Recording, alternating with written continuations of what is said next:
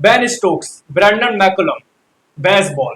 इसकी शुरुआत इंडिया के खिलाफ एक टेस्ट मैच में हुई थी, जब बेरिस्टो और रूट ने पार्टनरशिप लगाकर चौथी पारी में इंडिया के खिलाफ 300 से अधिक का टोटल चेस कर दिया था।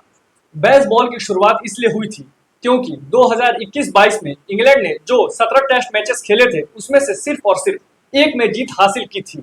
साथियों, इंग्लैंड अपने घर में इंडिया के खिलाफ 5 टेस्ट मैचेस की सीरीज खेलने जा रही है, तो एक बार स्क्वाड पे नजर डाल लेते हैं। ये सीरीज इंग्लैंड और बेसबॉल क्रिकेट के लिए डू एंड डाई सीरीज होगी, क्योंकि जब से इंग्लैंड ने बेसबॉल खेलना शुरू किया है, उन्होंने सिर्फ और सिर्फ पाकिस्तान को हराया है, वो भी शुरुआत में। पर उसके बाद उन्हें सिर्फ मुंह की खानी पड़ी है। 2023 होम एशेज ड्रॉ ऑस्ट्रेलिया के अगेंस्ट, वो भी गनीमत मानिए कि नाथन लायन आखिरी के कुछ टेस्ट मैचेस में इंजर्ड हो गए। जब इंग्लैंड बेसबॉल का झुंझुना लेके इंडिया आई थी, तो उस समय जयसवाल बॉल ने ऐसा फेंटा लगाया कि इंग्लैंड वाले सोचने लगे कि हम बेसबॉल खेलने आए हैं या जयसवाल बॉल का फेंटा लेने। यहाँ तक कि पाकिस्तानियों ने भी बेसबॉल की धज्जियां उड़ा दी हैं। अब आप सोचिए कि बेसबॉल है या बैट बॉल है। भाइयों, इस बेसबॉल ने काम कम किया है पर कारनामे बहुत किए हैं। अगर हमारे मोदी जी के शब्दों में कहा जाए तो भाइयों, काम बोलता है, कारनामा नहीं। पर बेसबॉल का कारनामा बोल रहा है। काम की जगह भाइयों बहनों, इंग्लैंड की बैटिंग लाइनअप में जो रूट को छोड़कर कोई भी प्रॉपर टेस्ट मैच बैट्समैन नहीं है जो कि टेक्निकली साउंड हो। इसलिए इंग्लैंड ने अपने घर में फ्लैट पिचेस बनानी शुरू कर दी।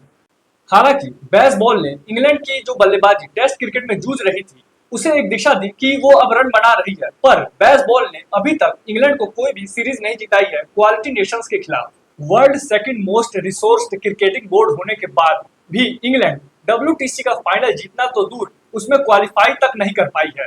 अब कुछ मेन प्लेयर्स पे बात कर लेते हैं जो कि इंग्लैंड की तरफ से इस सीरीज में महत्वपूर्ण रोल अदा करेंगे। एज यूजुअल सबसे पहला नाम है जो रूट का, क्योंकि जो Root is the rock of England test batting lineup. और पिछले 3 सालों में जो रूट ने ऐसी बल्लेबाजी का प्रदर्शन किया है कि वो जो फैब फोर का ग्रुप था, Virat Kohli, Steve Smith, Kane Williamson, जो रूट, उस ग्रुप के सबसे ज्यादा रन बनाने वाले बल्लेबाज बन गए और साथ ही महान सचिन तेंदुलकर के टेस्ट रनों का रिकॉर्ड को तोड़ने के सबसे करीब पहुंच गए हैं।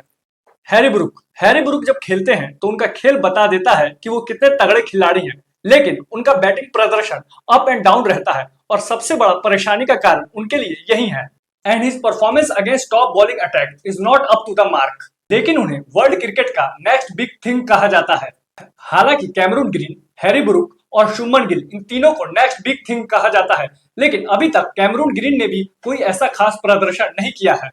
कैमरून ग्रीन तो हाल ही में जो WTC का फाइनल खेला गया था, उसकी दोनों इनिंग्स में अपनी बल्लेबाजी से कुछ खास नहीं कर पाए, लेकिन उनकी अगली परीक्षा होम एशेज में होगी। पर हैरी ब्रुक और शुभमन गिल, इन दोनों के पास 5 टेस्ट मैच की सीरीज है, जिसमें ये दोनों अपने प्रदर्शन से ये साबित कर सकते हैं अच्छा करके कि सही में वर्ल्ड क्रिकेट के नेक्स्ट बिग थिंग ये दोनों ही हैं। Ben Stokes always rises from Phoenix, उनकी कप्तानी और उनकी फिटनेस दोनों बहुत बड़ा फैक्टर होगी इस 5 मैच की टेस्ट सीरीज में। इंग्लैंड के दोनों openers Ben Duckett and Jack Crawley, ये दोनों high risk and high reward player हैं। इंग्लैंड की बेसबॉल की बैटिंग अप्रोच कैसा प्रदर्शन दिखाएगी, ये इन दोनों की बैटिंग पर काफी निर्भर करेगा, क्योंकि ये दोनों अपनी तेज बैटिंग से सामने वाली अपोजिशन पर प्रेशर डाल देते हैं।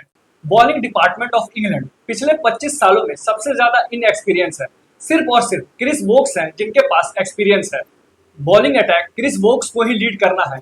पिछले 25 सालों में पहली बार ऐसा हो रहा है कि इंग्लैंड बॉलिंग डिपार्टमेंट में जिमी एंडरसन और स्टुअर्ट ब्रॉड की कमी को कैसे भरता है, ये देखना होगा। तो दोस्तों, ये सीरीज इंग्लैंड क्रिकेट की दिशा और दशा दोनों तय करेगी।